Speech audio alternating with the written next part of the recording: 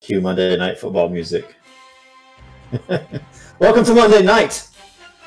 Monday Night Blades and Blasters here with me tonight. I'm Bo, running this game, and with me tonight is Targon, played by Wanderer, and Baranor, played by Zypher, and Hallas, played by none other than Sim, who's still working on connecting to the game.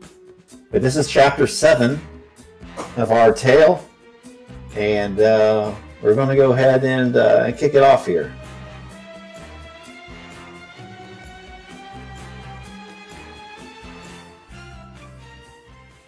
There we go. Let me change the music, change the scenery.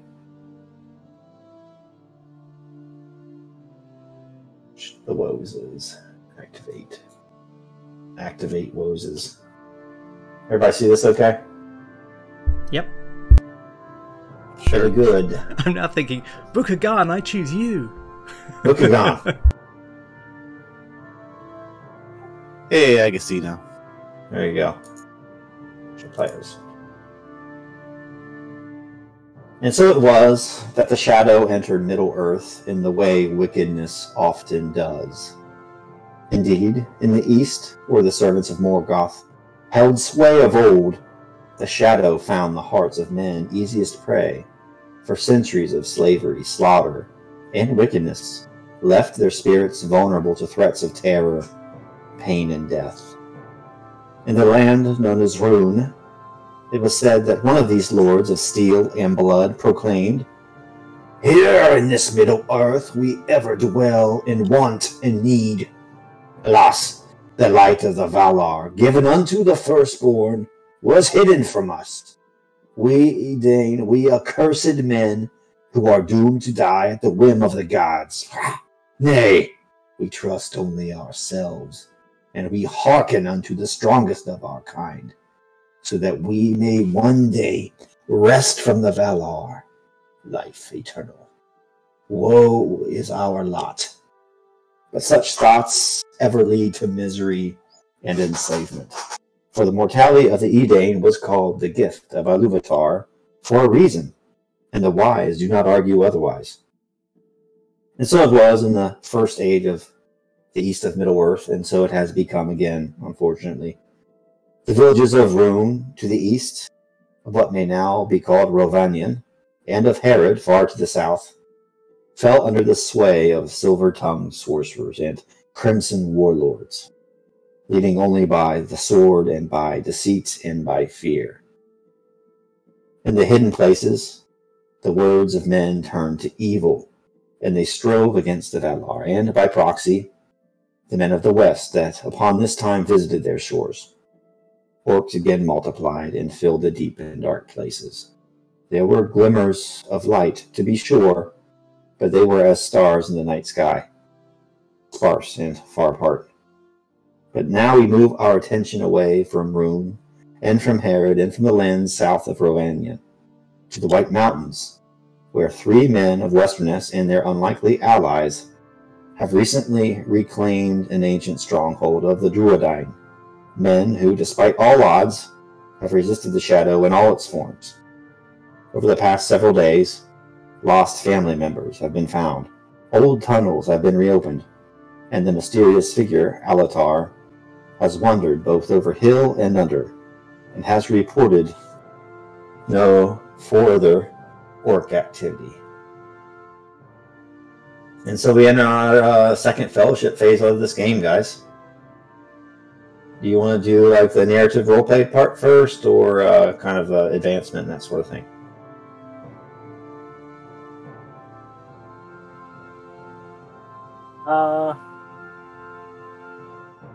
Let's do the advancement stuff, right? So I just want to clarify how many skill points and skill points and adventure points have we gotten so far total? Yeah, I've completely lost track, I'm afraid. Yes. I know before the last fellowship phase, at the beginning of the last fellowship phase, I had 15 SP and 12 AP. Mhm. Well, I should. Alright. I know. It was 12 AP and 12 SP, and I got 3 more for some other reason. Yep. The very last session of the one before the fellowship, I did double. Okay. Why? Okay. And, so then, since then, how many sessions have you played? 3, I believe. So we get Right. triple.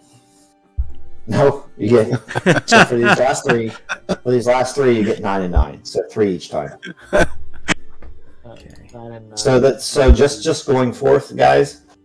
Unless it's like a big kind of finale-ish type of stuff, like the things with the woodmen were up in the river Ringlow, or Guathlow.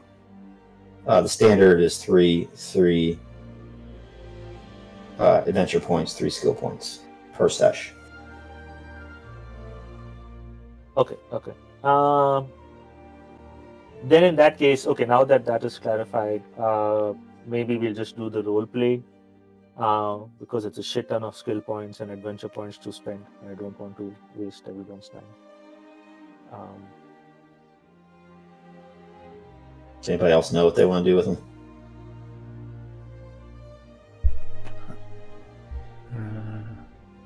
No. I mean, I'm probably just gonna waste my sword skill up.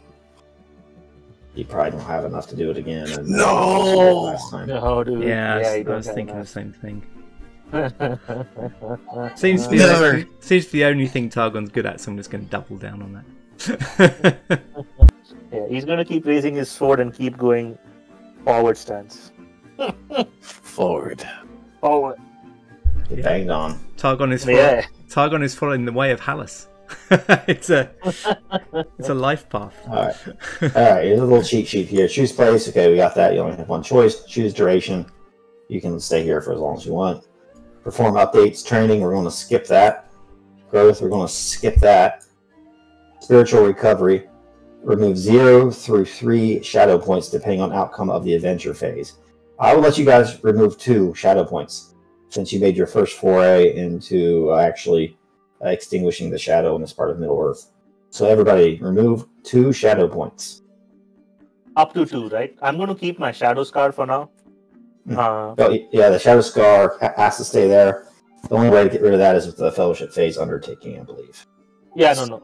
It's not ready to be taken off yet. So what about those of us without a shadow point? What do we get special? Nothing. We don't get anything. You get a gold star. You get nothing. We get nothing. So if you can't remove 2, you can.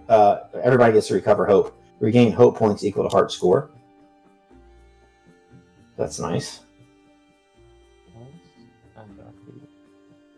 There we go. Okay.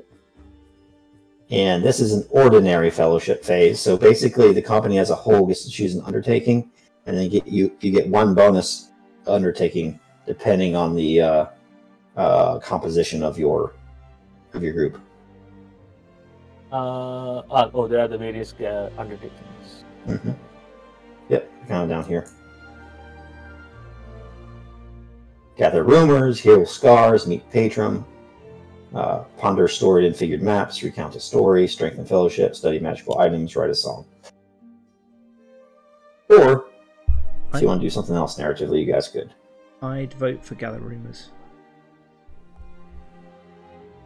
Free if Warden that is could in be. the company. Yeah, that could be your bonus one since you guys do have a warden. Yep, so that's free. You can get 1 more.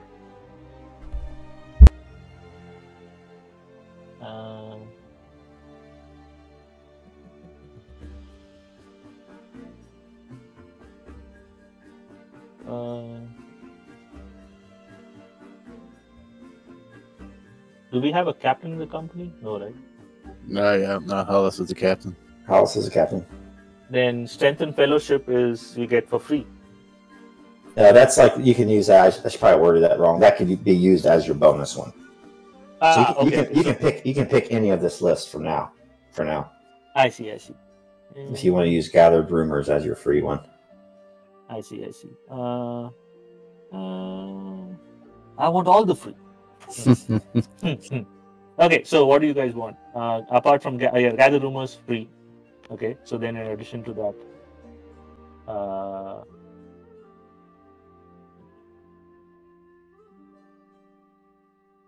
maybe we still do strength and fellowship as part of the RP, right? Because I'm assuming that in this session, Targon and Baranor are going to get into it. Yeah, then, it might well have the opposite effect there. Anything I'm thinking. Yeah, no, that's what I'm saying. So I'm assuming that the two of us get into it, and then it might make sense to do strength and fellowship, where Hallas comes in, and does the RP to kind of patch, things up for now to keep going, right? Otherwise, how do we continue on? That's what I'm thinking. Mm-hmm. That's what I'm thinking. It's always good, fellowship. It's fine with me. Increasing your fellowship rating by 1 is always good. And it also increases fellowship. Yeah. Yep. Yeah, we just have to stop and battle the rest. Yep. Is anybody wounded? I don't think anybody's actually wounded. No. I've lost some endurance. Yeah. So your guys' endurance, if you just stay for several days, is going to heal back to normal. So everybody can put their endurance back to normal if they would like. Sweet.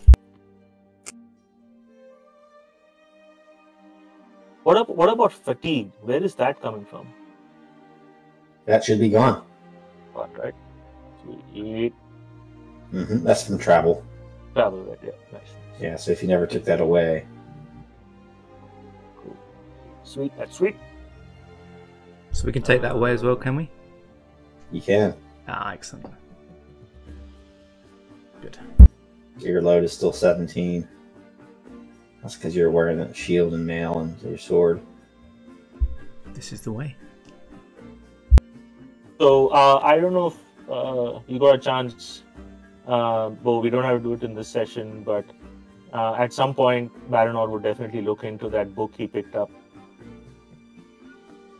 Yeah, you passed your lore. You can roleplay actually during this narrative part, kind of sneaking away and looking into that if you'd like, because you passed your lore test, and that's not a magic object; it's just a book. Okay. And because of your lore roll, you can actually read the script as written. And so, yeah, but do you have a script ready, or do you want to do it next? Oh yeah, it was ready last time, Holmes. Oh, sweet. Blades and Blaster GM. Come on. Come on. Everything's ready. This is the So big. ready. This is the big leagues, X. Come on. Yeah. It's Monday night. Hey, Monday hey, hey! It's the big leagues.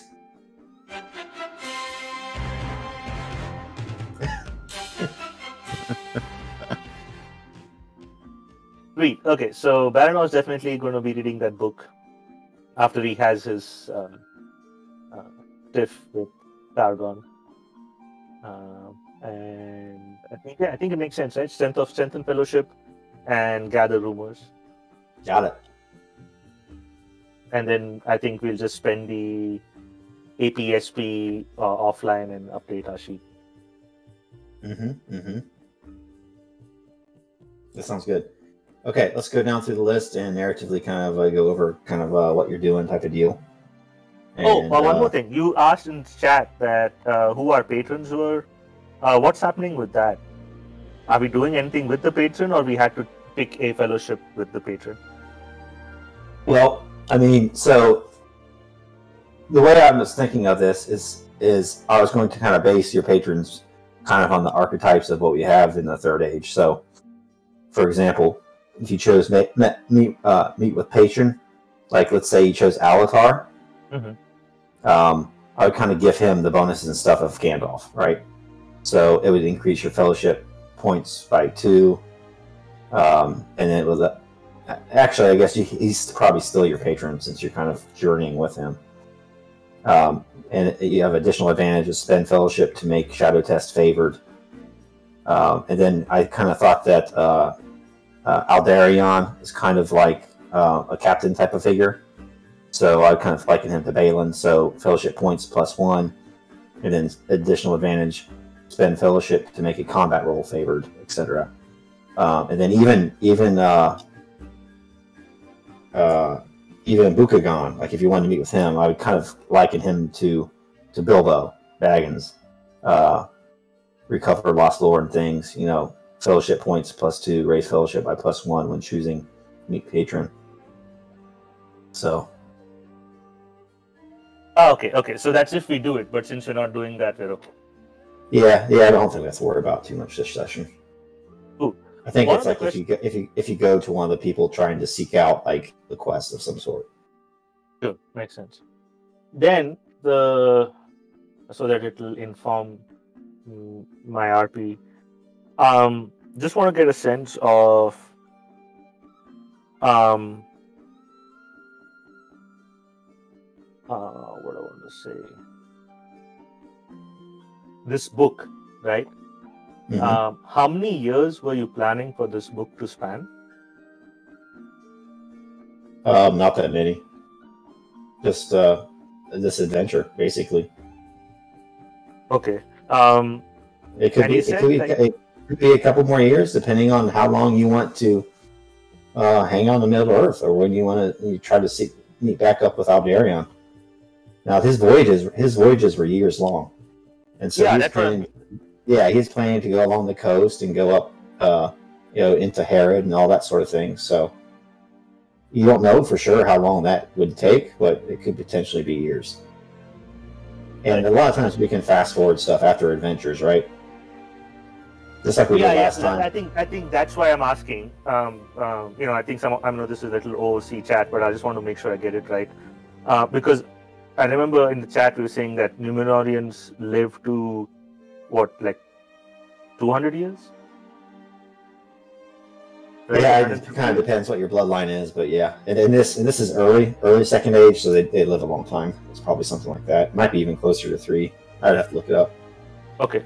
So I know I'm just trying. So the reason I'm asking this is because, in the books, right, when you read, even when you have like brothers or family members or friends, when like they do part and then they meet each other like 15, 20, 30 years later, right? Mm-hmm. So I'm wondering if that would also, in some cases, make sense. It depends on what all you guys want to do. I'm letting you guys drive a story. Okay. I kind of ask you like what you want to do from session to session, and then kind of build it based on that. So yeah. Okay. Cool. Yeah, I just. Okay. So that I think we can discuss that offline. Just to add time, you know what I mean, right? Because we've been going from session to session in a very linear fashion. So I'm thinking, given the it would be, since it's an epic, there would be a scenario where we would part ways potentially for a good chunk of years, but then pretty much the next session is like that many chunks of years later or something like that. Yes, absolutely. Yeah. Okay, yeah, makes sense. Okay, cool. Like if you want to keep going after this voyage and whatever you do, it's up to you guys. Yeah. No, what I'm thinking is for example, say in the next after a couple of sessions, we're like, oh, we had a big fight and we all part ways. The next session after that, 40 years have passed. A very much older Baranor meets a much older Targon or something like that. You know what I mean? Yeah. I'm willing to facilitate whatever you guys think is fun. Yep, cool. Okay. I'm good. All my questions have been answered. I'm ready to roleplay. Anyone else? Good. Preguntas. Cool. All right. Okay. So after the battle is done, Baranor spends a lot of time not in direct company of Buka-gan as a from a mechanics perspective like a patron, but in the company of his people. He as you said in the intro to the game, not just Alatar, Baranor would also take a company of Buka-gan's men if Buka-gan would allow, and continue to explore all the caves and just make sure they are truly free of the orcs, right? That way his men are not just going in blindly without any sort of support. And as a few days pass, Baranor also uses this time as a kind of a like a reason to stay away from Hallas, but more so from Targon. The days leading up to the fight with the orcs, Baranor definitely feels things have changed and not for the better. However, what he intended and what ended up happening did not really align. The more time he spent away from Targon,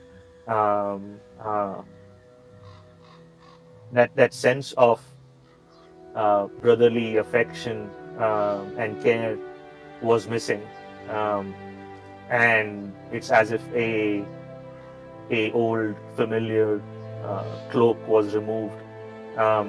He thought that the distance would help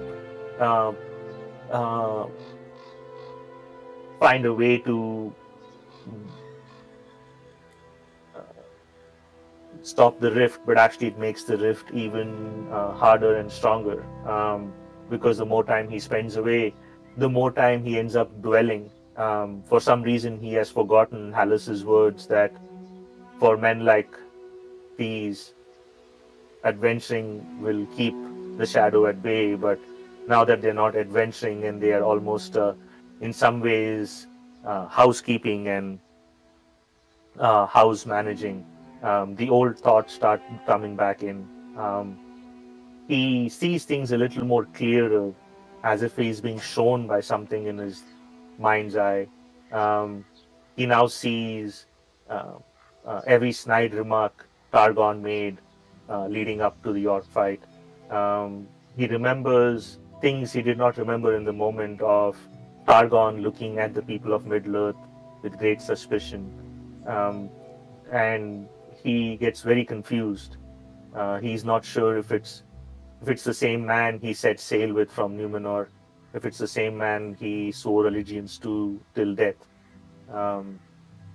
And with these dark thoughts, he is on one side of the camp, away from his brother and Hallas, just walking side by side, and he finds himself with Buka-gan. A few weeks have passed, and outside of the Woes village, which sits beneath a large, jagged cliff that's carpeted with a rich green moss, Buka-gan walks over the spring undergrowth with Baranor. They look backwards, and the men, women, and children of the Woes village are rebuilding their village and cleaning out their tunnels. Days have gone past, and Baranor and Alatar, Hallas, and Targon haven't found any more orcs, thankfully, and thus the days have been peaceful for the most part. But Buka-gan, being perceptive not only in the ways of nature, but in the ways of men, notices Baranor's tense stance, the way he walks, the way he casts his gaze both downwards and upwards, sometimes avoiding eye contact with his brother, seeking always distance. And so, perhaps sticking his nose where it should not be, or perhaps in concern for Baranor's heart, which he feels may be falling under, if not the shadow, then at least gloom, he says to him, I have had three brothers in this world, Baranor, and all three have perished. Not from orcs, not from violence, not from death and disease, from the slings and arrows of life here in these mountains. Fate is a cruel thing at times, Baranor. But our family, we are only given but one brother, one sister, if we are lucky, one true love. And I notice that your heart seems heavy. Your eyes hold tears within them, though you do not weep. Men of Westernesse are proud. But you can tell, Buka-gan, what lies in your heart. My lips are sealed. I know discretion. Tell Buka-gan, come hither. And he kind of walks down over a small ridge, and there's a pristine, glittering stream there with rocks that have some lichens on them, and there are a few birds taking drinks by the water that alight into the air as Buka-gan descends the hill. Baranor follows Buka-gan, and when they get to the clearing where they can see the stream roll by, there is some sense of peace that enters Baranor, even if it's for a brief moment.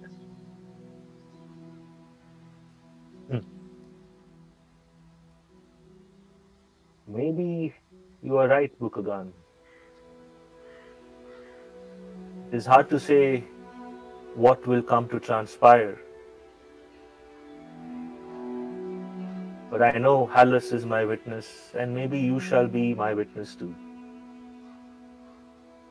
I do not know what sway this land holds over my brother, but he is not the man I set sail with from Westernesse. He wishes to reclaim the name of our house, and so do I. I wish to aid him in every endeavor, and I have. Though he may not believe it, though he may not see it.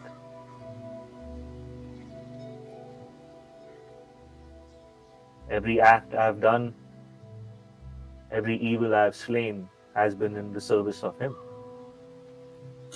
But since we have stepped onto this Middle Earth, it seems a wedge has driven us apart.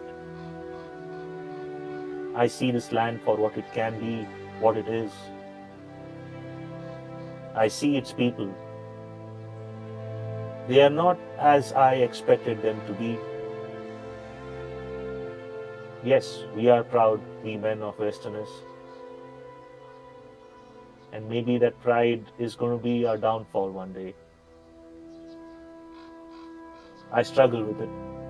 And maybe that is the woe of my life, to struggle with my pride. But my brother doesn't see it. He doesn't see his pride. He wishes this land to be the savior of our house, but he does not wish to do anything with this land.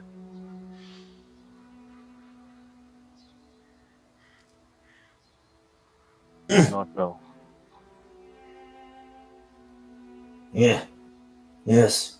Those closest to us have an uncanny ability to ignore what we need and want most. Trying to give advice to a brother or advice to a wife. Ah! He kind of takes the butt of his spear and hits it against a tree. I might as well give advice for this tree's trunk. And he knocks a stone. Or this stone. Or convince this water into holding a fixed shape. I understand what you say, Baranor. I think all you can do is what I tried to do in mine own life. You lead by example. Be not overproud, and perhaps your brother will see you and revere you. Notice your virtue. Men of Westernesse, of those islands across the sea that I know of only from lore spoken, the few written runes of my people, it is a queer culture. I know not of this building up one's house, of making a name for oneself. Is not protecting one's family enough, no? But I think you have the right of it. Be not overproud. In that way lies evil and wickedness. It can twist one's heart like so many rotted roots And he kind of looks down towards the stream, and there are a few gnarled roots kind of reaching into the water. He kind of looks at them, and looks back to Baranor. You and your brother, do you intend to tarry here longer? Hallas and Targon and yourself are skilled hunters, though not quite as skilled as Buka-gan. We have feasted long and plenty. It has been many, many, many moons since our family dwelt again in our village without fear of the orcs. You are welcome to stay as long as you like.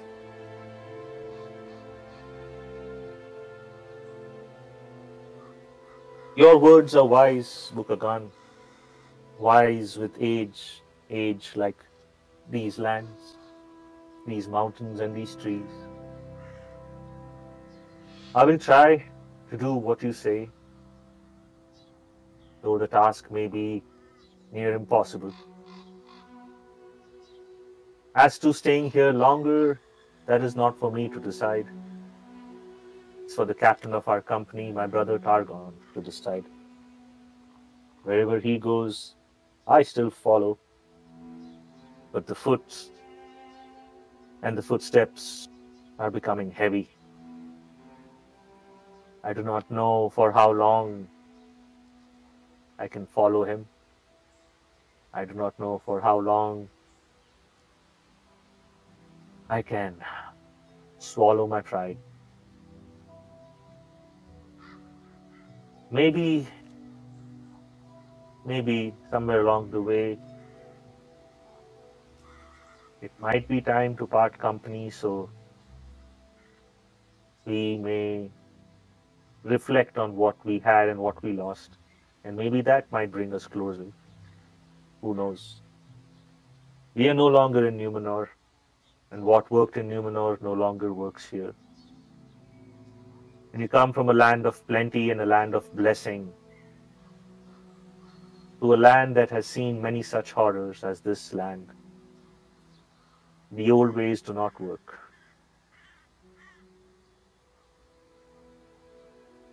And I guess that is what adventures are for, and that's where one finds oneself. Need not always be in the heat of battle. Could be by this babbling brook we stand, under the shade of an old wisen tree.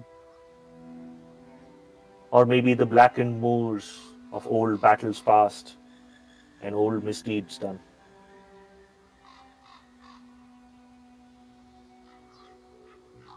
The lives. Go ahead. No, go ahead. Yeah. The lives of the men of Westernesse are long, if the fables be true, Baranor. It may be that you have many long years before you. And nor yourself nor your brother will stay the same, like this water flowing over the rocks, always changing, imperceptibly. I come down to the shore in 5 years' time, the shoreline will be different. Think you I am unique? No. 20 years ago, do you think my hair was white? That my belly was so big? Nay. All is change, Baranor, of the land of gift. Do not begrudge your brother that. I only say, simply try to guide him with hands of wisdom, like one guides a growing sapling. Yes, or a child. But perhaps I prattle on too much. This man with white hair and a large belly and a spear? I have no need of shining steel or helms that are polished and shine in the sunlight of Westernesse. When you leave, I will be ever grateful for you and your brother, no matter how this story turns out. For you have helped me reclaim my home, and for that I will be ever in your debt.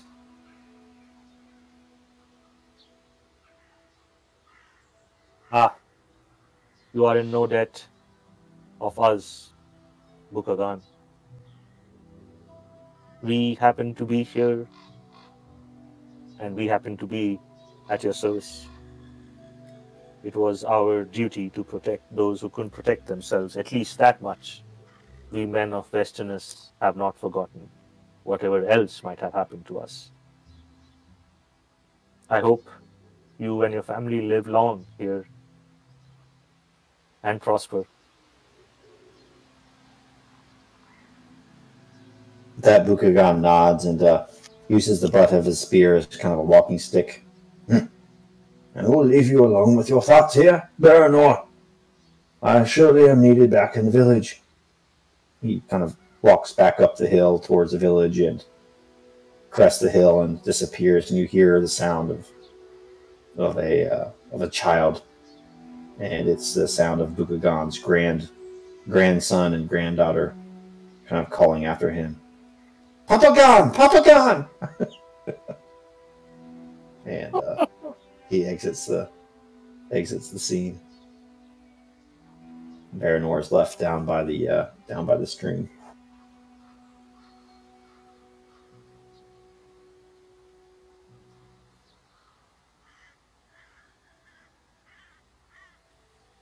Anything else? If not, we will move to Hallas.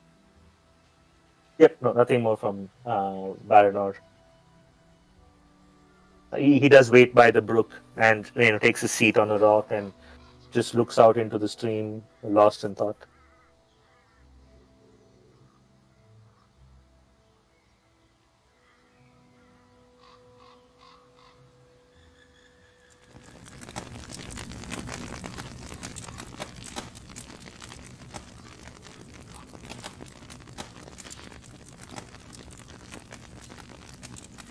Accidentally turn on a rumbling fire. Yep. Apparently. It's supposed to be music, but whatever. Alright, Hallas. What you doing over the next few weeks? Hallas has spent some time healing from his wounds and kind of gaining his movements back from getting beat up on. Always trying to stay sharp during his downtime, especially when they're on the journey. But also keep an eye on the brothers, knowing that there is something between them that he hasn't recognized yet, but he senses it. Whether Targon is being dismayed or still try to kind of figure out what Baranor's problem is with the situation. But he spends his time honing his skills and talking with the locals and picking up more of their customs, seeing that he may not get the chance to again. And after being a worldly traveler, likes to absorb as much as possible. It comes in handy for tales at the tavern over brandy.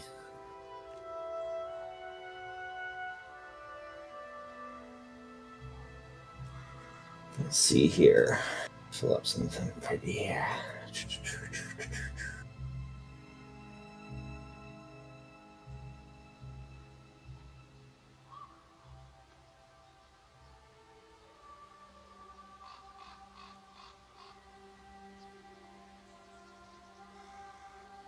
All right, should be able to see that. Butterfly Forest. So, maybe this is like the next day after Buka-gan speaks with Baranor.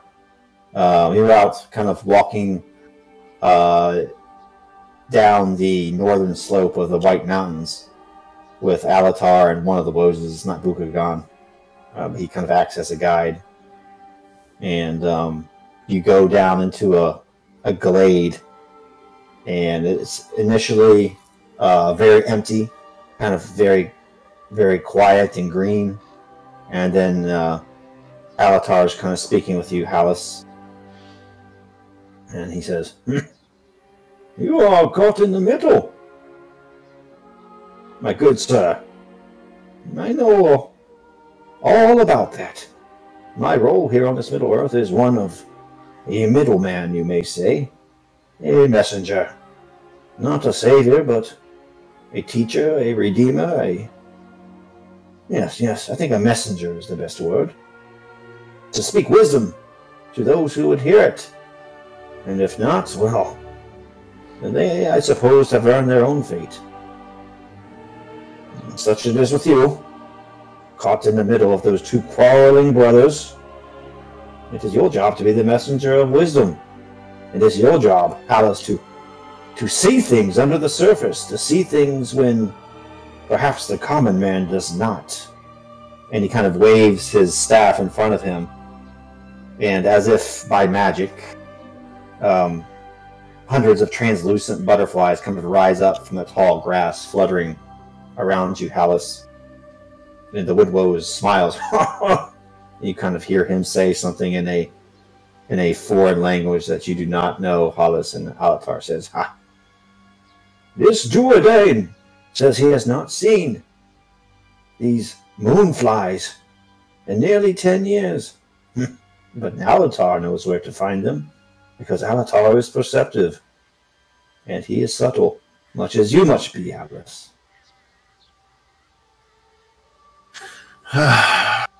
Yes. I guess you could say so. The brothers quarrel. The brothers, after all. That's what I thought it was, at least. This seems something bigger. Whereas, alas, I hoped this such a venture would mend the two together. For it's not only that I look out for them to get along, but the survival as well. For they're all capable, but truly one could get blinded out here.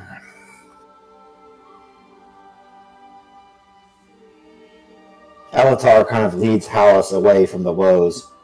He looks over at the woes, and the woes is just like chasing these butterflies, almost like a child would, seeing this sight that he has not witnessed with his own eyes and in his own words over 10 years. Alatar kind of says in a low voice to Hallas. He says, I am older than I may look, Hallas. I will not presume to call myself wise, but I have seen many things under the stars and this moon and the sun. And the story of the Edain of men oft repeats itself to a sad end. These folk are simple. The brothers rise with their pride, their bright steel and shining armor. No doubt they could exterminate all who live along the shores of this Middle Earth and set up their own kingdom. Will they do so in time? Though I call myself wise, I know not. But in your heart, Hallas, I sense a lack of hubris. That kernel of despair, it does not dwell within you, as I fear it may dwell within them. Do your best, and not let them go astray. It will be your calling on this Middle Earth, I dare say. Perhaps it's just the prattling of an old man. Perhaps this time the story will be different. Those who come as givers and teachers will stay givers and teachers. They will not turn into tyrants. But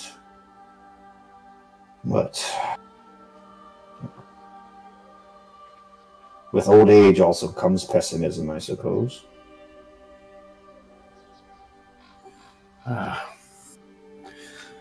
Well-earned pessimism, I'm sure. I mean, we don't have to go far back in our journey to see men who have strayed. Well, I guess became dark. The bandits of the lumber village we visited. They would rather kill than earn. And again, I guess it becomes something you get used to at some point. Yes, I shall do my best not to lead the brothers astray. each other. It is to my benefit that they do not, for one does not want to journey alone. And if they do not come to terms, then we all be walking alone, even though we're together. I've seen it. It's not good. But, I guess I'd have to be more observant. Maybe less brandy for the gatherings and more, I don't know, joyous talk. Kind of smile. Do not think me an ascetic, Hallas. I am partial to brandy myself. In fact, beautiful sights and long walks in the woods and talks with wise friends sometimes call for brandy. If you have any back at camp, let us drink it. Come now. These moonflies will soon disappear. Despite their name, once the moon rises, they shall disappear and go back into the tall grasses. Hopefully this Wood-wose remembers where they're at, so he can bring his children here upon a time and witness the beauty of this glade. Ah, yes. It is unspoilt. I'm sure he will remember where this is at, this seems like the most exciting thing he's ever seen, as he watches them run, chase him. I was thinking of my kids chasing fireflies around this like grown man doing that. But he probably stands at your waist, Hallas. He's like short. No doubt many generations shall come here. And hopefully this will all still be here for them. Indeed.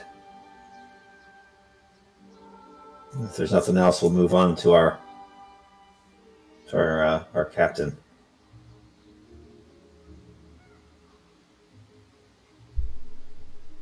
Okay.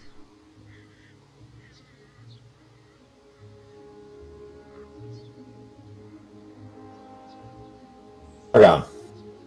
Yeah, so Targon is restless. He's talks a little from time to time with Hallas, mainly to ask him, what he thinks of Baranor's behaviour, and just asks questions. He asks a lot more than he answers there, and he seems disturbed. But then, if Hallas ever asks him what he means, or like what he suspects, he tries to laugh it off, but his laugh rings hollow. He's spending a lot of time away from the camp. When he is in camp, he's spending a little bit more time with Alatar, someone he didn't have much time for before. But he's learnt that Alatar is a source of tales of the First Age, and Targon finds that listening to them takes him out of himself a bit, takes him back to his hopeful youth back in Numenor, and for a little while he can forget his worries, and he spends many an evening kind of sitting back, pipe in his mouth, eyes closed, and listening to a story from Alatar. And he's starting to get a respect for the old man. He still doesn't quite understand what he is, but he realizes that he has more wisdom than he gave him credit for. With the Wood-woses, he still doesn't quite get it. He is friendly with them, and he's even learned a little woods lore from them, but he's really got it into his head, we're here as teachers, and he hasn't really thought that perhaps he has something to learn as well. There's an unconscious arrogance there that he just doesn't realize he's radiating. Some of them may realize he doesn't mean badly, but others, no doubt, he puts their backs up with his attitude. But he's also away a lot during the day. He roams far, looking for signs of orcs. He's convinced that his purpose here has finally become clear, and it's to rid the world of the last remaining orcs. He thinks that, you know, maybe just a few of them survived the fall of Morgoth, you know, a few solitary bands, and he can track them down, and this is his path. He becomes quite obsessed by it, in fact. You know, this idea that finally here's a manifestation of the shadow that's very direct and very obvious, and yet something he can face with a sword. He won't let it go at all. You know, if Alatar tells him there's no sign, he'll nod and ask him where he hasn't been recently, and he'll head out that way, you know, the next day. Sometimes he's away overnight, and returns looking dishevelled and tired. Tired not just in body but also in spirit. And it seems many times he's about to talk to his brother, but one of them, either he or Baranor, will just give the other one a look that's slightly off, or just say something that comes across wrong, and they stop talking. And it keeps happening over and over again. One of them sets out to mend the bridges, and no, it goes wrong. That would tend to prompt him to head out for another day or two, usually overnight after that. And that pattern's repeated.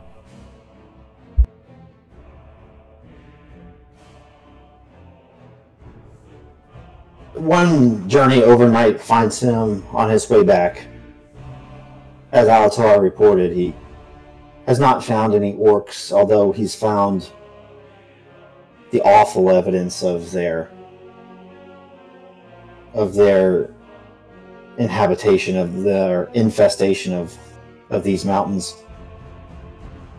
And he's a few leagues back from camp and kind of delving into the side tunnels of these mazes underneath the White Mountains. More than once he finds the broken armor of the orcs that's very crudely crafted and splintered in more than one place. And he finds himself kind of in the gloom looking for answers. Whether it's answers from within or answers from without. Mysteries of the past. Or trying to unlock the hidden doors within his own mind, and why he's having these perhaps unbidden feelings.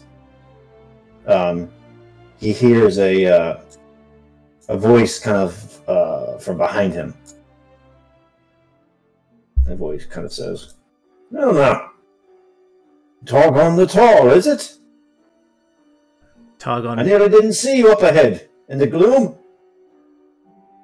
The first kind of, you know, murmur of the voice, Targon whirls, sword in hand, and then relaxes as he recognises Alatar's voice. And he smiles. But these days, you know, the kind of brittle smile that doesn't reach his eyes has now become habit. It's settled on him, and he gives that smile to Alatar and says, "Alatar, it is good to see you. I haven't found no trace again, but my heart tells me they are out here somewhere. I cannot rest. I feel you feel something of the same, for something brings you out here as well." Alatar walks closer to Targon, and he goes from the gloom that's covering his cloak into the light, and he's nearly as tall as you. Taller if you count his wide brim blue cap that sits perched atop his head of snowy white hair. Gentle sunlight kind of goes down on his face, his long nose and fine features. Yes. I most certainly feel the same as you do. Orcs can be exterminated from whatever dark, dank, smelly hole they infest, but there are some there are more. That being said, many years have I tread upon this earth, and I have found no sight of them. Mayhaps it be that this was a colony of sorts, but I do not presume to know the way of such creatures. They are twisted and evil, and their mind is not the same as mine. I do not lust for power as they do. Kind of looks into your eyes, kind of searching your gaze. What is this? Walk on at your feet? Have you found anything of note? Sadly, no.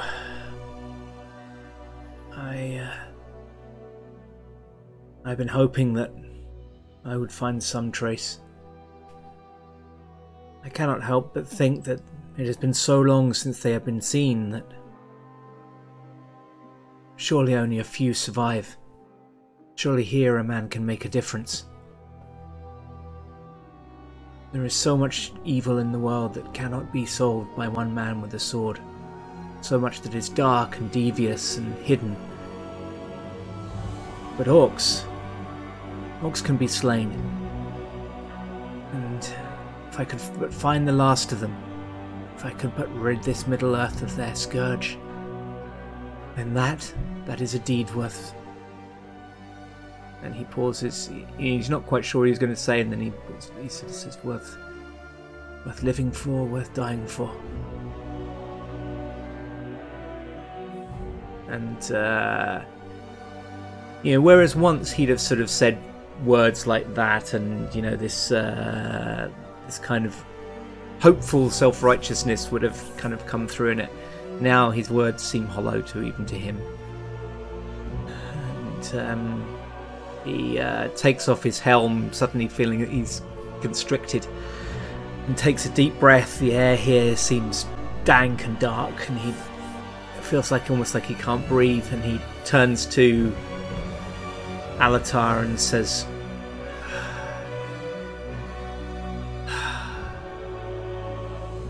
"How does a man continue, Alatar? How does a man continue in the face of such evil that can never be defeated? Even when Morgoth was defeated, his servants have survived. Evil has survived. If even the Valar could not wipe the world clean, what hope do we have?" And his look to Alatar is almost his eyes look hard, but actually, more than a cursory glance will reveal that he's almost giving him a pleading look. Kind of, give me hope. Alatar kind of walks alongside Targon. He puts his left hand on Targon's broad shoulder while he steadies himself with his staff on the right. And the two of them leave the tunnel, and they emerge back out into the open. Hope. There are many tales of hope of this Middle Earth, of the First Age, and of Beleriand, a land which lies under the seas, far, far to the west of here. I'm sure as a boy you heard such tales. I did. And what do you know of their heroes? Have you ever heard the tale of Baran and Luthien?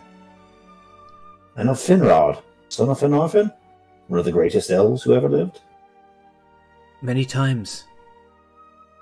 I've often aspired to have 1/10 of the courage of those great heroes of old. And as he walks along with Targon, he starts to tell him the tale of how Baran set out to reclaim the Silmarils from Morgoth and came across this elf by the name of Finrod. And it's almost as if Targon's mind is filled with these visions as he goes over the tale. And this would probably be a good time to use this.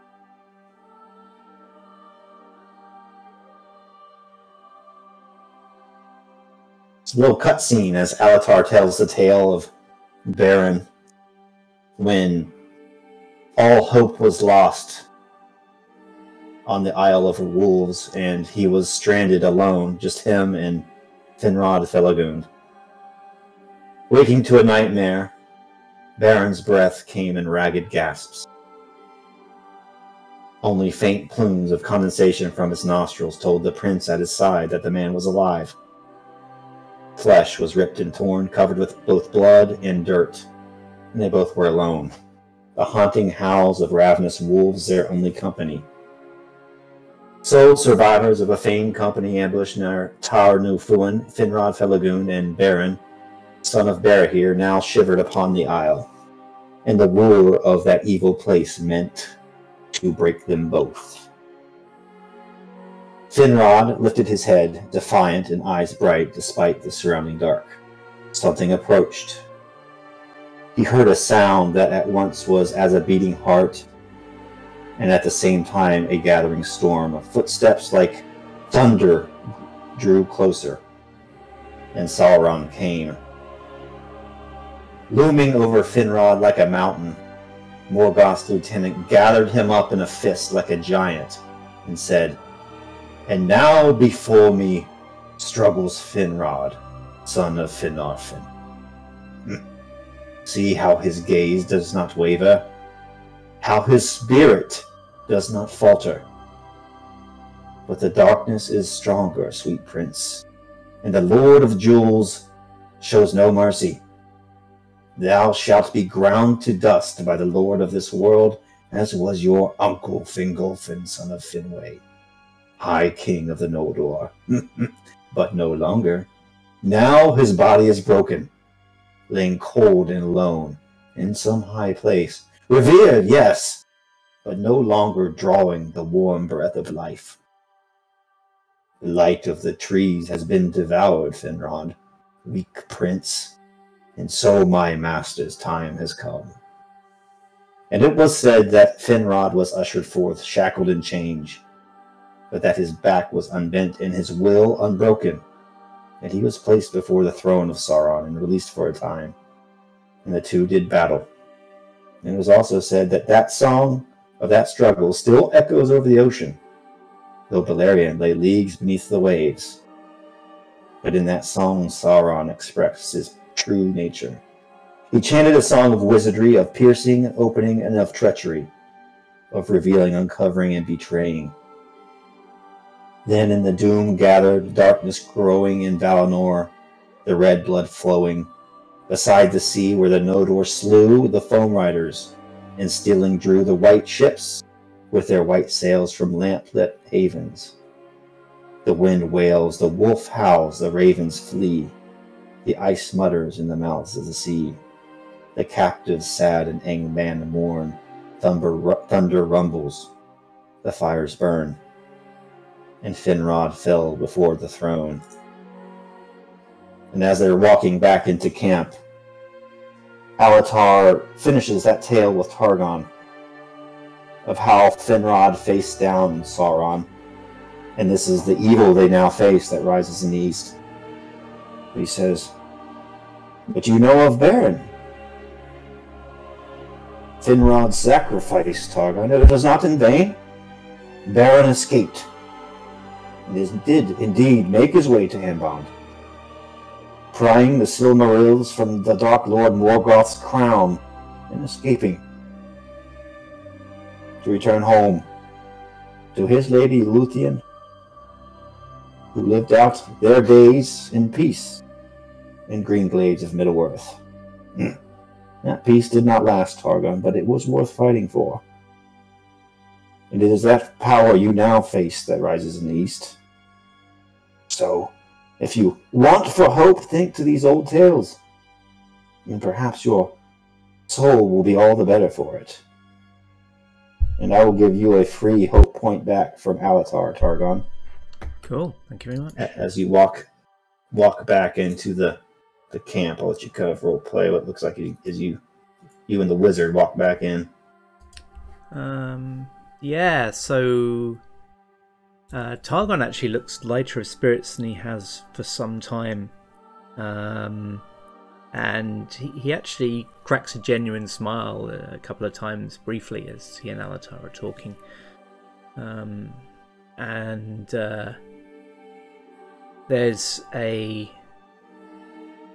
There seems to be a renewed sense of purpose about him. Not so much an obsessive one this time, but more resolute. And he seems a little bit more at ease. He's actually recovered all his hope, so he's feeling a little bit more positive than he has for some time. And it lasts until he first catches sight of Baranor across the camp, and perhaps Baranor gives him a look of a little concern or hope, and he takes it to be suspicion, or as a tentative smile seems mocking to him, and his expression hardens again. But when he turns to Alatar, he gives him a genuine smile and says, "Thank you.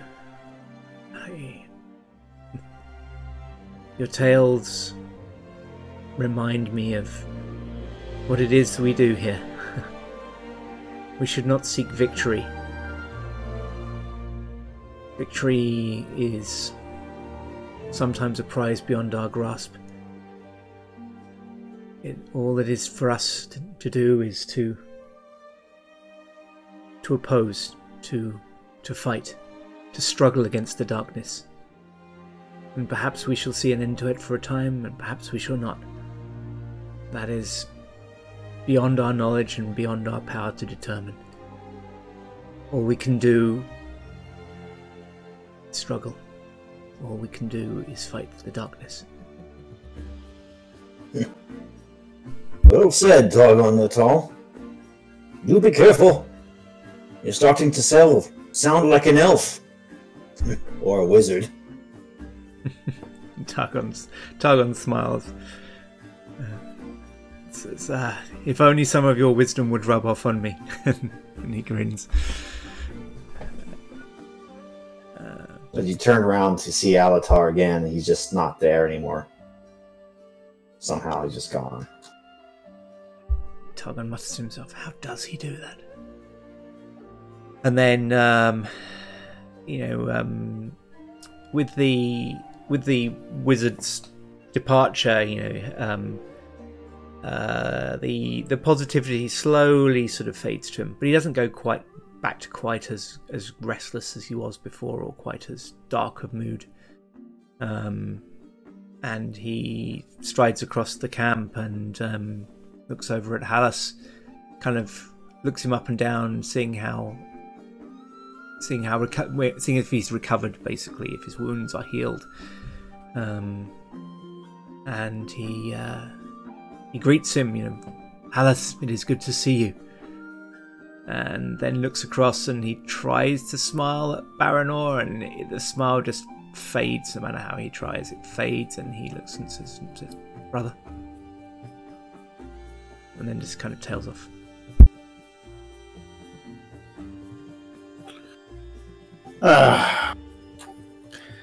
Yes, how was your journeys today? I also look at him when he walks in. Both good and bad, old friend. I still find no trace of these creatures, though I am sure they are still out there somewhere. Alatar shares the same suspicion. Oh, there is no doubt in my mind that they are still out there. But, alas, when you always seek them, you'll never find them. Just like anything else in the world. True. In due time, they will show themselves, and then you'll be ready. And Targon nods to Baranor as well and says, there is something that the wizard shared with me, something you should hear. I know not if he has mentioned this to you before today, but he suspects that these orcs are not a lone band. There is a power rising in the east. One of the greatest captains of Morgoth of old Sauron, Lord of Wolves.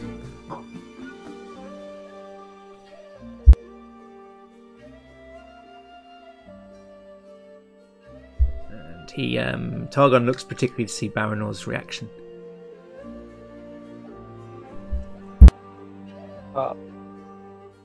When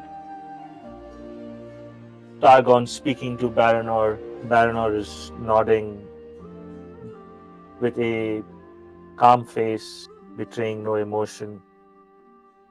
And in his mind, he's not actually quite listening to Targon's exact words. He is forming the right words to say to try and bridge the rift. The right things that he can say as Buka-gan advised him.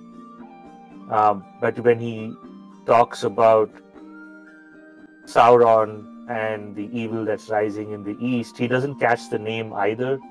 But again, the wolf pendant around his neck just starts throbbing again. And all these words and phrases and a small speech that he had made up in his mind that would allow him to make a cogent argument to his brother and try and mend the difference just evaporates, and he faces him with a blank mind, unprepared. So you wish to go meet the enemy head on, like we have done so far? And Targon catches some sense of, not exactly what sort of passed in Baranor's mind, but he seemed clear that Baranor wasn't properly listening to him. And he said, "You are not yourself, brother." And then he looks at that pendant and sees the wolf there, and his words kind of come back to him. Sauron, Lord of Wolves, and he looks at the pendant and says, "Brother, you should cast that thing aside. It has an ill look to it. I cannot help but feel that something has weighed upon you since you took it up."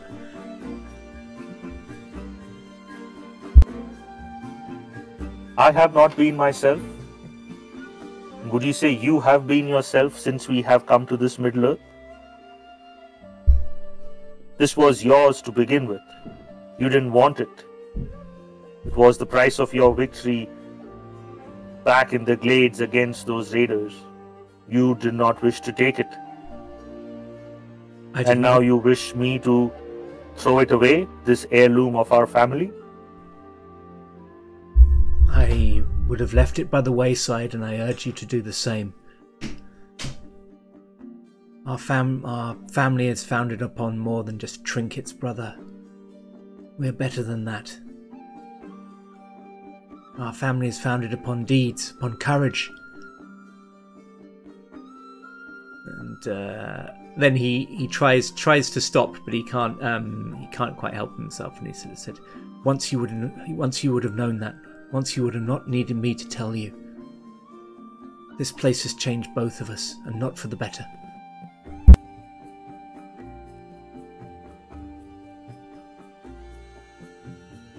But you brought us to this place, did you not? Here is where we shall claim for our house that which our house has lost. In your name I have fought, have I not? In your name we have bled, have we not? We have done it in the name of our house, brother. Or would you deny that as well? The misfortune that has come upon us since we landed is the result of the shadow. If there is an action of mine that has caused our misfortune, name it, and I will make recompense. These sour words do not become you. They bespeak a bitterness that I have not known in you before.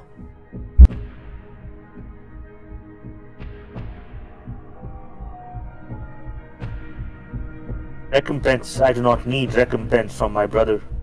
I need understanding, but I believe that is also too much to ask. Understanding too much to us? I understand more than you think, my brother. I understand more than you do, I think. I understand that that thing preys upon your thoughts. I understand that the evil in this place has seeped into you. You've become touched by the shadow. It sickens my heart. Yes, evil. It's always wherever you look. You only see evil in this place, not what this place has to offer. You come here trying to regain the honor of our house and look at this Middle Earth as a mine that you can dig and unearth and plunder. And yes, that is why you see evil. That is why I see evil? You stood beside me that night as the evil spirit spoke to our very souls. You stood beside me as its words chilled our hearts. That is the weight that lies upon me. That night my brother stood forward and saved me. The man I was proud to call my brother.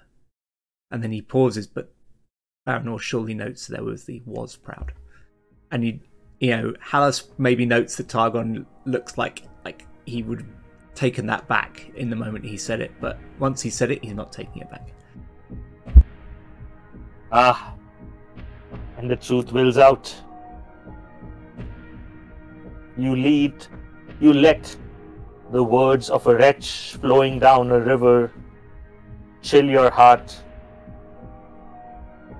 and shake your faith in your brother, the faith in your men, and the faith in the strength of your own arms. You now see shadow and evil lurking in every corner. Alas, my brother, I do not know what's coming to you. I do not know what's coming to you. Targon seems truly stung. This is really... It's actually kind of skewered exactly what's happening to him, and he's got no answer to it really, so he just sparks into anger. And he just says, "Well, I would not wish to burden you with my mortal failings, brother. You, the great hero Baranor. I feel that perhaps you should be allowed to take your own path. Carve the no doubt great fate that waits you here. Here are your men," and he points to the Wood-woses and says, "Here, find your own house here. You obviously have no need of the house Nimruzir anymore." And he just turns on his heel and starts to walk away. And just as Targon is walking away, Baranor does not know why he says it, what makes him say it. "I do not wish to lead these men into a watery grave like the brothers of House Nimruzir have done before." And he turns around and walks away the other direction. But that final, that last sentence just dripping with malice.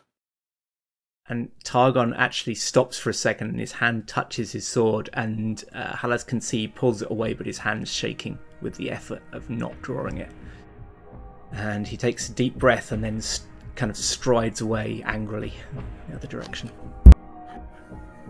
Hallas, with his eyebrows raised as their brothers got into it, sees Targon touch his blade, and before he can speak, he moves his hand away from it and walks off. And Hallas kind of looks down at his mug of brandy that he had. Yes, Hallas, how was your day? It was fantastic. Till now. He'll drink it. And he kind of looks both ways. Well, if they don't want to enjoy my company, I sure will. What has gotten into these two? I'm gonna take another sip out of his mug. As you say that, Buka-gan is plops himself right down next to Hallas, and he holds his own mug out, but it's a horn, right? It's a hollow horn. Indeed, what has gotten into those two? They disturbed the peace. We once again have built a home, and now it is filled with a feud. Hallas of Westernesse, please, make sure this does not turn to violence. I would hate to cleanse these tunnels of orc kind, only to revisit such evil upon these hills as in days of old. The enemy's wickedness ever worms its way into the hearts of men, even the most noble and the well-meaning, such as your friends. No truer words ever spoken. Before I figured the journey might help them. Now maybe the journey is too much for them together. Too much time. I don't know. But I assure you there shall be no bloodshed here. Soon we should carry on. Continue with the cause. Whatever that may be anymore. Whether it be for House Nimruzir or for somebody to found a new home. That I do not know, but rest assured, your home shall be fine. You won't have to cleanse it of the blood of the of the brothers. That shall not happen here today, or tomorrow, for that matter. You're joking. I don't know. Someone keeps messing with it. Too much brandy. Too much. I shall hope not. And I dare say, I did tell your friend that you can stay here as long as you want, but you are still guests. At some point, Buka-gan and his clan must return to normal, fade into the hills, leave this campsite, into our tunnels, regain our way of life. Where hither will you go, Hallas of Numenor?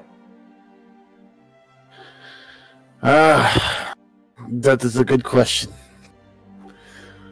So it's up to everybody to follow their own path. You just hope that those walking with you don't stray too far from it. But I think that I shall journey some more. See more of the world. Enjoy it. Take it in. Till one day that you can't do it no more. Kind of like the old man. He seems to have the right of it. Goes wherever he wants. Stays wherever he wants. Seems like a pretty nice life. Makes good friends everywhere he goes, it looks like. Yes. It would be easy to say. But Alatar is no man. He is a wizard. Yes, he has been kind to us now. I have trusted him thus far. But the ways of wizards are ever changing, like the course of a stream over many years.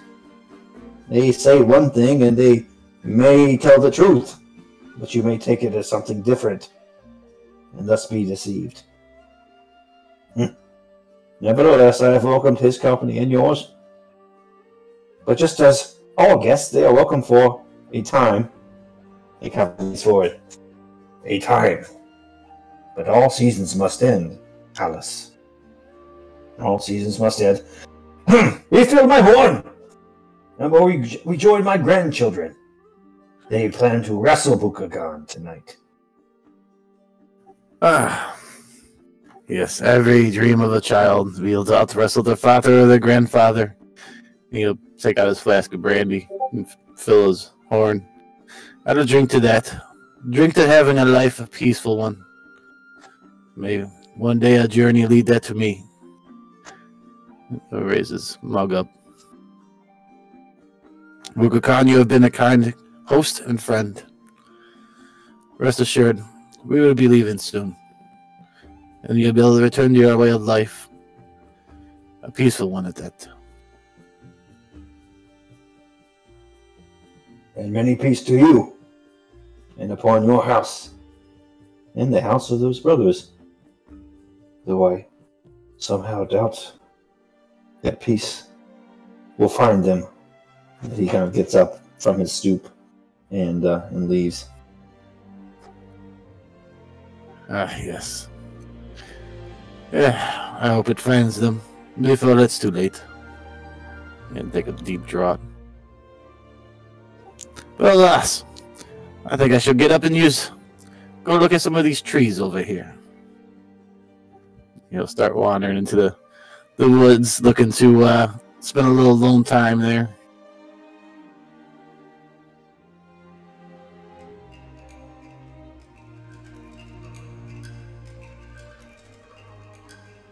All right.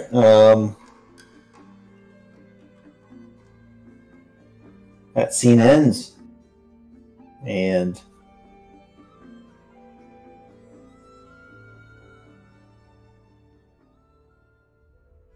so Baranor, after turning away from Targon and walking into the woods, he'll keep walking, and the night grows long. There are stars out, but out of nowhere a heavy cloud cover sets in. The sky is pitch black.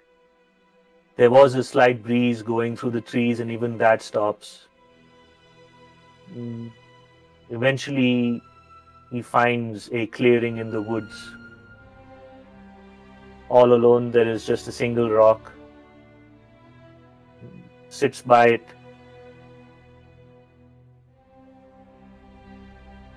Unnaturally, the clouds part and a single ray of silver moonlight shines through, and he ponders what has passed and what his brother has said.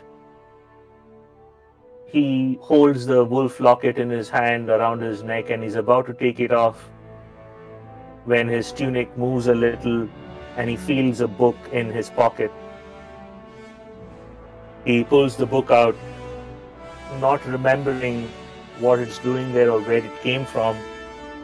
And in the moonlight, he sees the book and he remembers taking it off the orc body, and he opens the book.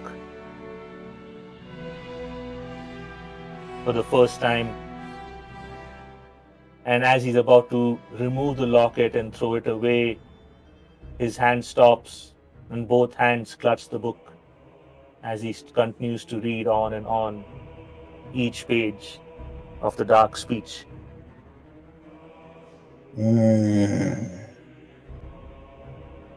Yes. Let me make it a little dark in here. Darkness level. Ambiance. Autumn leaves. There you go. It's not really autumn, but it's cool. You open the book, and as it does, that locket seems to hum on your chest, Baranor. And you probably know in the back of your mind, in that deep brain of yours, that tightness in your chest says, don't open this thing. It whispers of the shadow. It's wrong. Get rid of this thing. Give it to Alatar. Get something. But Alatar has told Targon, and Targon has told you about the power rising in the east. And the kingdom of men wishes ever to know more. They want to know more about the east, about the west, about the gods, what lies under the ocean. Are the tales of old, are they but tales, or are they real? And you open this book, and because of your locket, you can read the whole thing.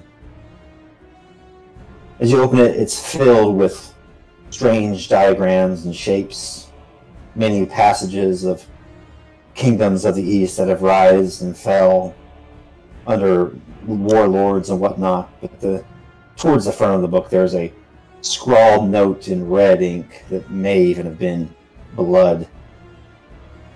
And as you look at this, you know that this is the dark speech. This is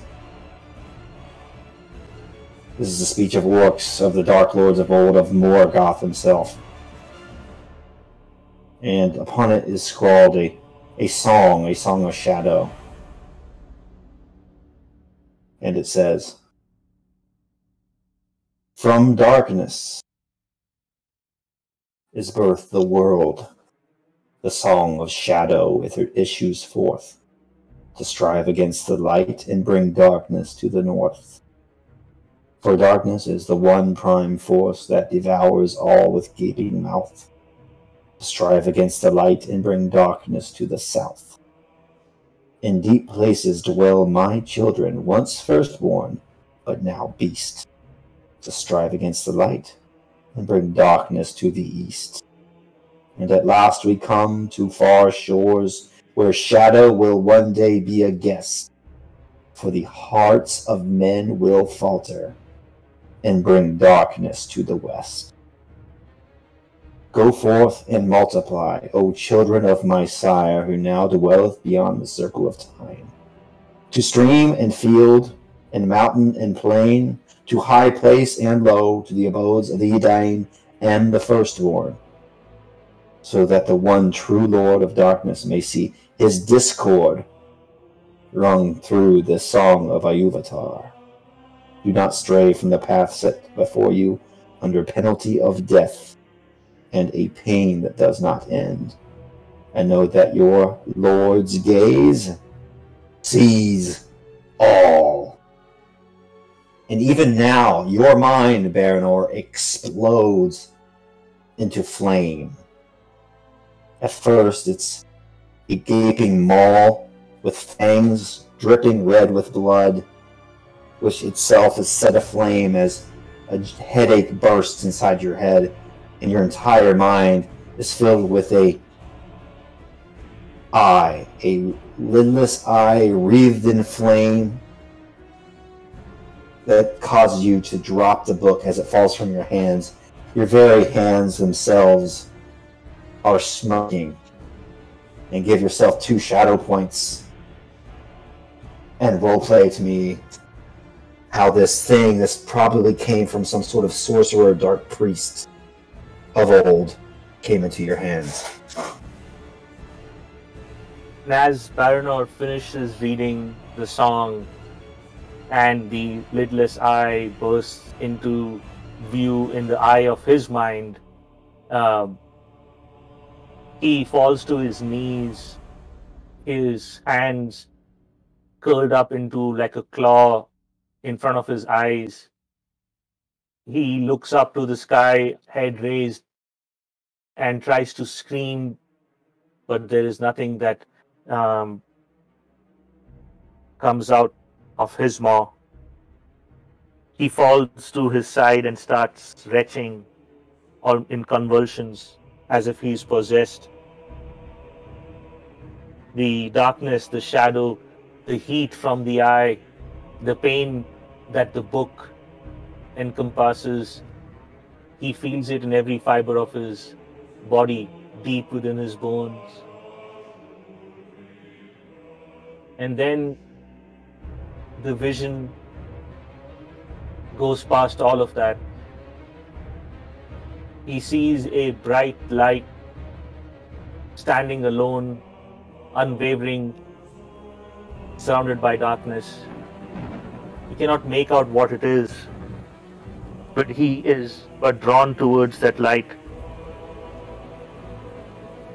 And his vision, almost like he is flying above, starts zooming in on the light faster and faster till he's standing right next to it, blinded, but still surrounded by darkness. And he raises his eye, raises his hand to shade his eye from the brightness, and he sees instantly Targon standing alone. And he just whispers, "Brother," before fainting into darkness himself nearby the rock, as the cold of the night just starts seeping into his body. And across the camp at that moment, Targon, who has just fallen asleep, suddenly opens his eyes and shudders. And he just wakes with a feeling that something is wrong, but he doesn't know what. And he looks round him and then walks over to Hallas. He draws his cloak over himself to kind of shield himself from the cold night air and the rain. And what's Hallas up to? Hallas was just returning from his journey from his tree and was thinking about turning in. It's starting to get wet and cold. He sees Targon heading towards him. Have you come to pick another fight with your brother? I did not. But I have not seen him. I did not seek that one, Hallas. I don't know what's become of him. I don't know what's become of either of you. You both seem to pick at each other. Targon frowns and opens his mouth to say something and then stops and opens it again and says, This place, we've changed, both of us, I think. I hadn't seen that I'd changed until he told me. Until he mocked me with it and threw it in my face.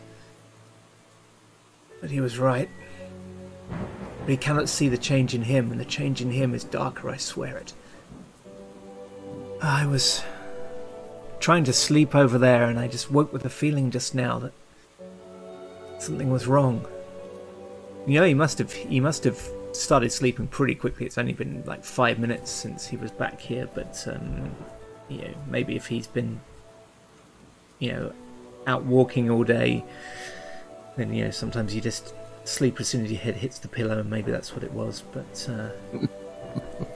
it's yeah, he does look worried, and he's looking all around the camp into the darkness, and between the overcast sky and the rain and the darkness, you know, he can't see much, and he's looking all around as if expecting an ambush or something.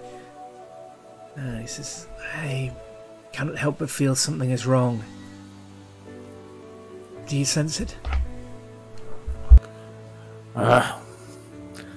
That I do not. But what are you referring to as something being wrong? Kind of looks around. I know not. It's a feeling, a sense, perhaps. Perhaps just a dream. And he kind of rubs his eyes, you know, with a sense of like, you know, what am I saying? What am I talking about? And he says, perhaps my imagination gets the best of me. And he looks around. Do either of them see Baranor from where they are? I think he'd gone too far to be visible, hadn't he? Yeah, Baranor would be deep in the woods. Right. So he looks around and he doesn't see sort of Baranor lying there, but it's a few moments and he sort of pauses and says, "Wait, where is Baranor?" Well, I haven't seen him since the both of you went traipsing off in different directions. But he did walk over that way. Are you concerned about him? Should we go find him? Would you go and look? I cannot help but feel that if I saw him now, the anger is still upon me. His words bit deep, Hallas, and they had venom. The poison still festers in me. Yes, well, one thing I learned in life is that you have to grow a thick skin when you're out adventuring. For swords, words, and feelings. But yes, I shall go look for him. I have nothing better to do but traps in the woods looking for your brother. And Targon smiles and says, "Thank you. You are a good friend, Hallas. I tear you from your fire, and no doubt a brandy that you're warming." And yes, it is warming there. If you would care to partake in it, I shall not wish it boiled over, and I shall not wish it cold. Who could say no to such an offer? Thank you. And Targon sits down to keep an eye on the brandy and pours himself a little bit. Yeah, and Hallas would pull his cloak a little closer to himself and kind of move his hair back a little bit and look towards the direction that he last saw Baranor walking in. Well, I guess if I'd walk that way, maybe I'll find him. Maybe he'll find his way back to the fire, and I'll get tired and turn around and come back. He'll start walking off.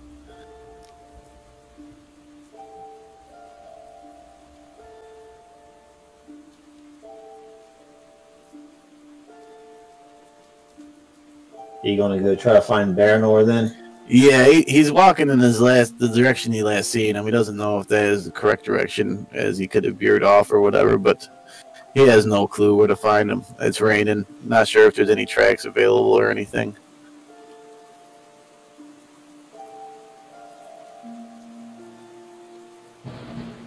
So, actually, as you kind of, go wandering in the forest, looking for Baranor, Baranor in that clearing where, when he collapsed and unconscious, gets up with a start. He takes a moment to kind of gather his bearings, and he looks up. The moonlight is gone, the clouds are back, and it's still very, very dark. And suddenly the place is very cold. He can see his breath fog up in front of his face, and he shivers, deep, deep shiver to his bones. He finally comes to his senses, and he sees that book just lying open, pages kind of flipping aimlessly through the slight breeze that's coming through the place.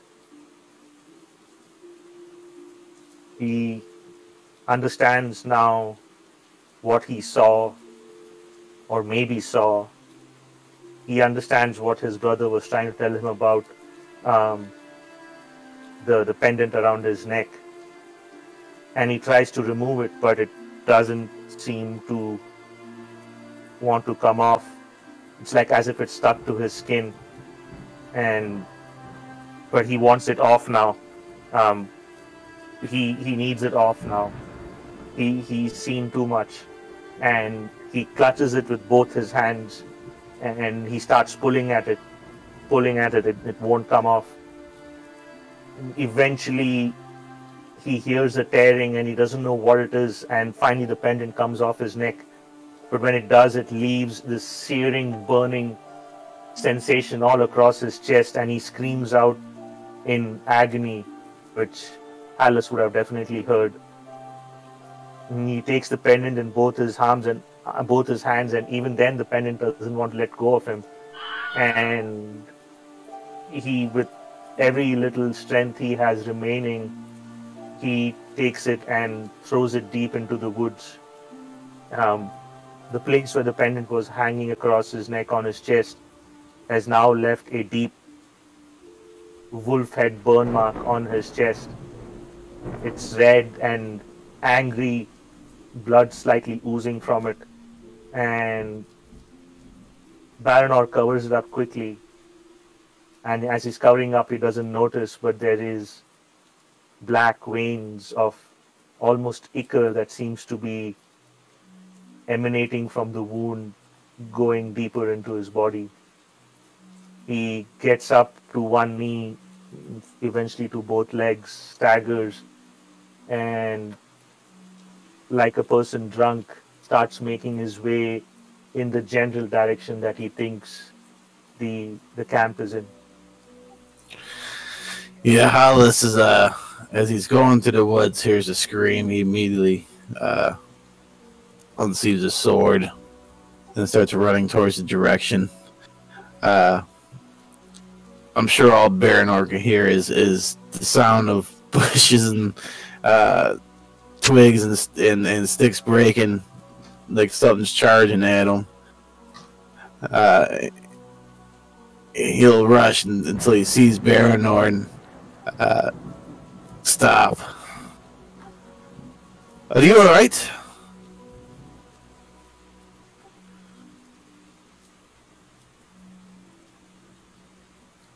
I am, Hallas.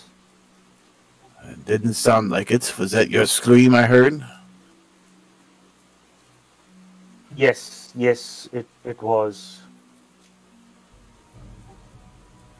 And you're not wounded. No one's attacking you.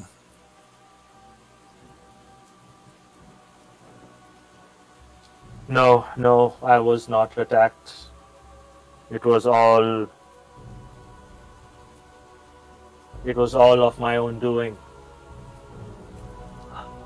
Alice, take counsel with me, for what I must say is important. I can smell the brandy off you, but I know you enough that you can clear your brandy-addled mind for a little bit.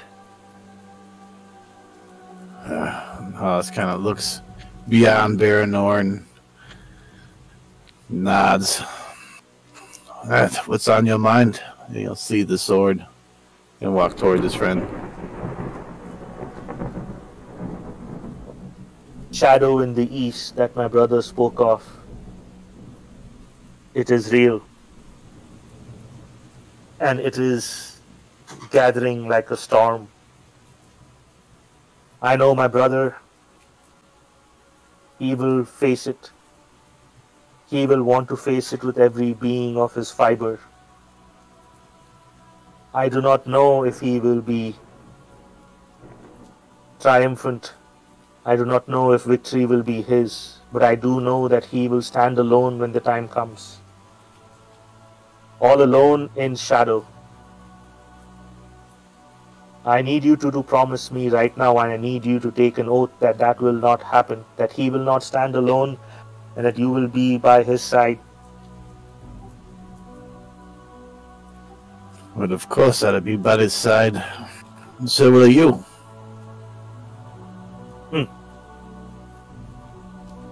I do not know, my old friend, if I will be there.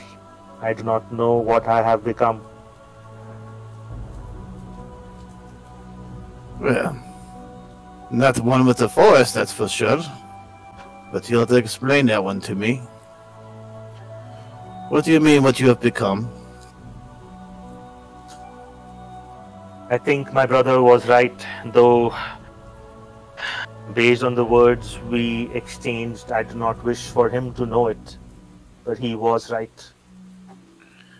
It never matters who's right. You should know that by now.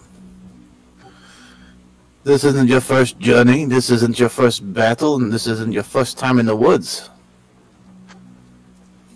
This is our first time this far south and this far east of the Guatlo. Yes, that indeed it is. But you must know that if your brother is right, you must acknowledge it. For it's not a competition. For you both have changed during this journey. And you've both been blind to it until just recently.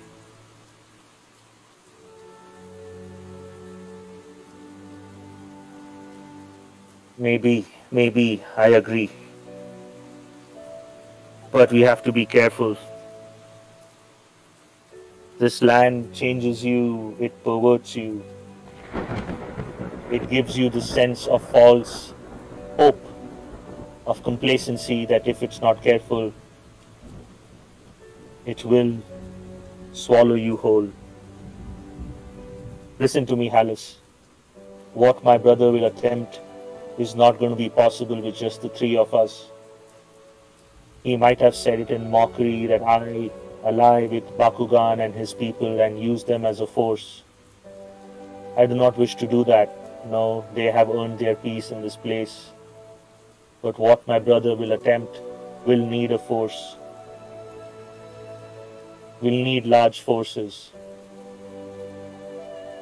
We will be together for a while, Hallas, and you shall be the glue that keeps us together. But know this, a time will come that I must part from our company and find that force for my brother so that he may stand tall and strong against the shadow.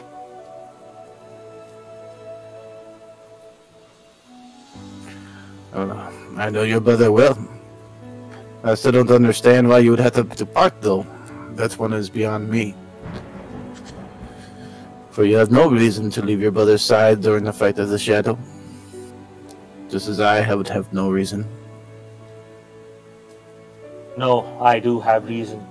I cannot explain it right now, but something pulls me northward from here, deeper into the forest.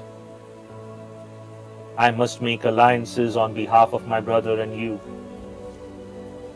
He will make alliances of his own, and together we shall fight the shadow. Though, do not keep hope in me, Hallas, do not keep hope. I want you to focus on my brother. I will manage. After all, I am Baranor, the Swift. Death has to be swifter if it has to catch up to me. It has not thus far. No, it is not. But you have been swift. Well, enough talk about this. You will do what you have to do when the time comes, I'm sure of it. But, again, as we spoke of earlier, if your brother is right, you must acknowledge it. Otherwise, more words will come out of your mouth that'll strike harder than any sword.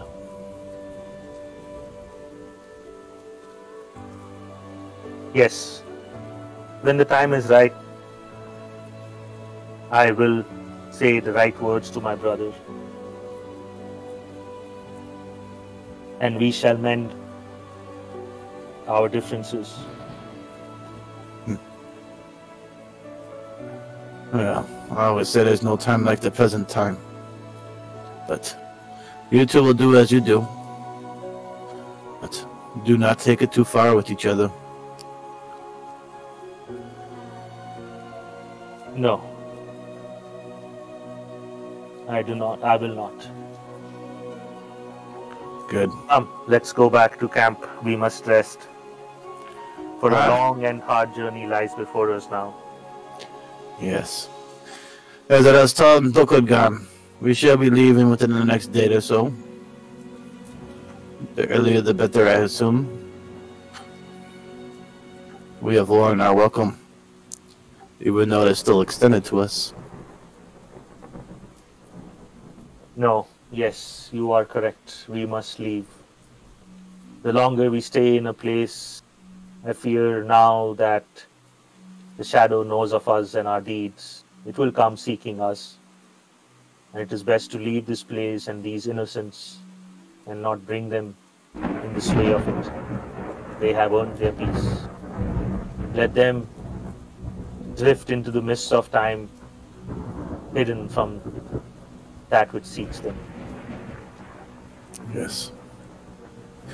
With that, Hallas will turn and tighten his cloak again after running and having it loosened. There is a fire waiting for us, although I'm not sure if your brother drank all the warm brandy or not. He better have, because it'd be boiled over by now. Baranor gives a chuckle, but a half chuckle. There seems to be no hearty laugh or strength for a hearty laugh. And he starts walking towards the camp beside Hallas in silence, as his chest throbs with pain.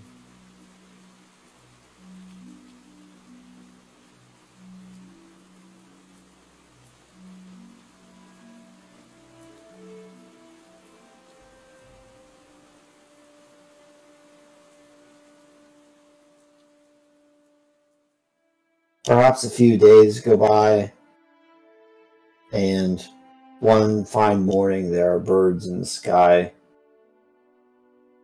overhead. You hear an eagle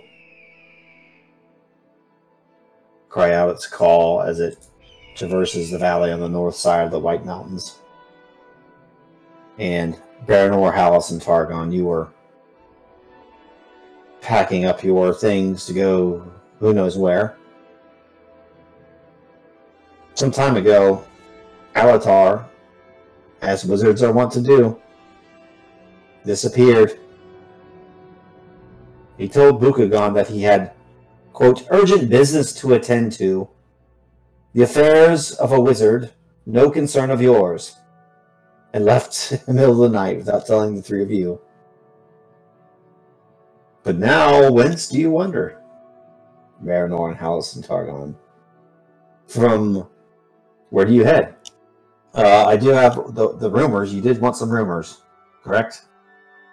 Yep. I brainstormed 3 rumors.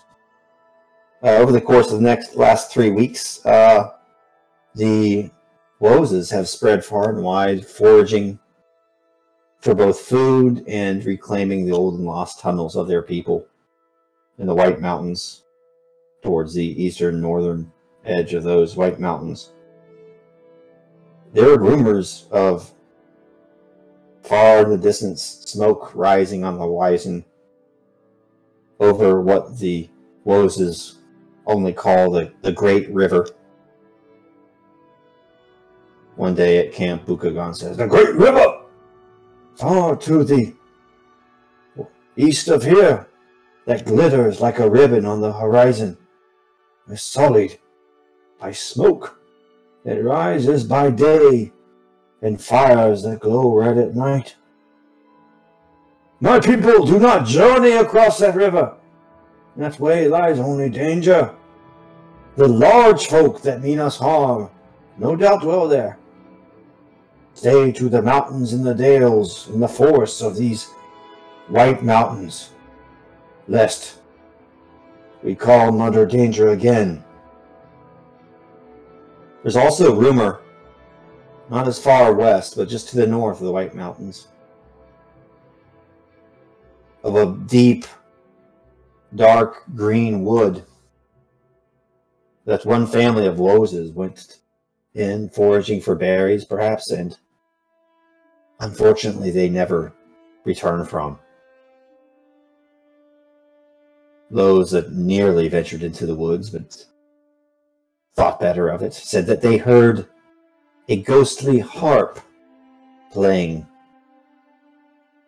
coming from those pine trees, drifting down from that deep, dark place full of mystery. But still others said it was a haunted wood, that from within there were screams and cries and the sound of wood breaking and the crashing as if the forest itself was fighting. And as you know, this Middle-earth is full of mystery. But where you go next, it's up to you. So tell me, adventurers, where does your adventure take you next?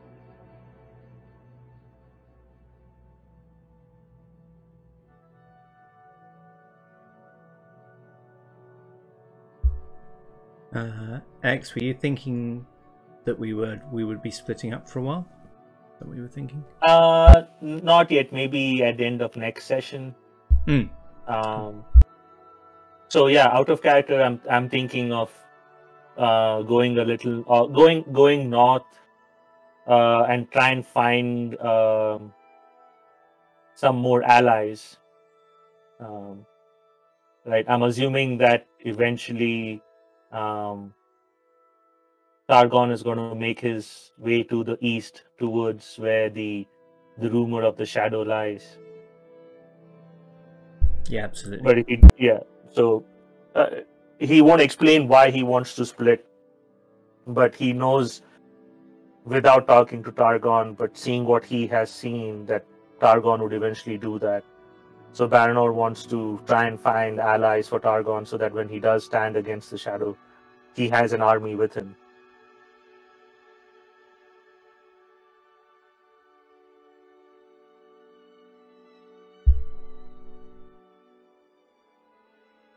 But for now, I don't know. I'm open to trying anything with of the three rumors. Which of the rumors would allow Baranor to travel northish from where they are towards? All of them are kind of in that direction. Oh, cool. So then, you said there's a harp in the woods and the woods crashing about? Yep. Since we all know what that would mean as players, why not go there? I'm afraid I was away and I missed the other two. Could you give a quick? So two are kind of the same. Basically, the Wood-woses that have kind of wandered far and wide, kind of foraging and whatnot. You guys as players know this as the Anduin. They just call it the Great River, right? Right. They say that on the other side of the Great River there are lots of villages of men, and that there are smoke rising from these villages. And Buka-gan has kind of warned his kin, just don't go that far. And, stay here, like in the forest, in the dales of the White Mountains. You're safe here. It's been cleansed. Don't meddle in the affairs of men. On the way there, kind of like this area, since there's conveniently a forest there. There's also in this page, I mean, there's no Minas Tirith here, right? It's just like a big forest, and there is rumors of a family of Wood-woses that wandered into this forest, foraging from berries, and never returned. So some say that it's haunted, and that there were screams echoing from the forest, and the sound of crashing as if trees were falling in on themselves. And there were other rumors say, no, the forest it's enchanted. There were sounds of a beautiful but sad heart coming from that direction. So those are kind of the three bits of information from the gather rumors you got. Yeah, Targon will be quite keen if it sounds like potentially this smoke rising from the villages was villages being burnt rather than just hearth fires or something. Then yeah, he'd be very keen to go in that direction because that sounds like orcs to him, and he's well nigh obsessed with that. So he'd take some dissuading or some persuading to go in another direction.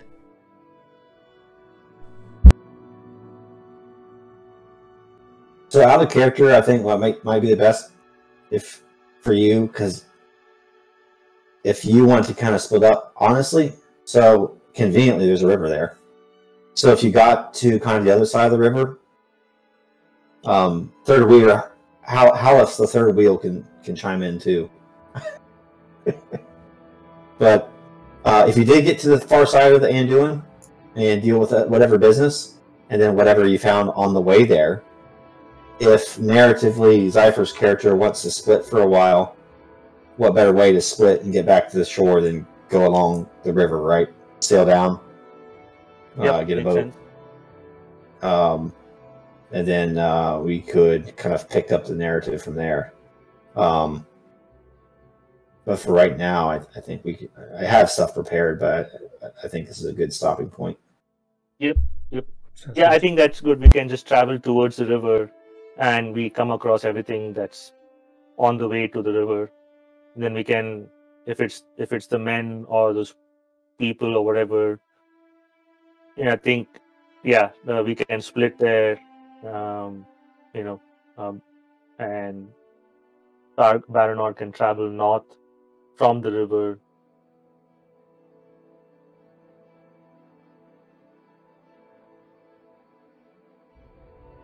To decide how we're going to handle the splitting of the party, which probably is not going to be a big deal with this group.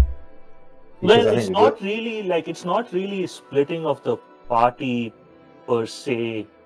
I think what I'm trying to do is, like we discussed at the beginning of the. I mean, do you want to stop the video now, or? Yeah, should we stop here? Yeah, you can stop it.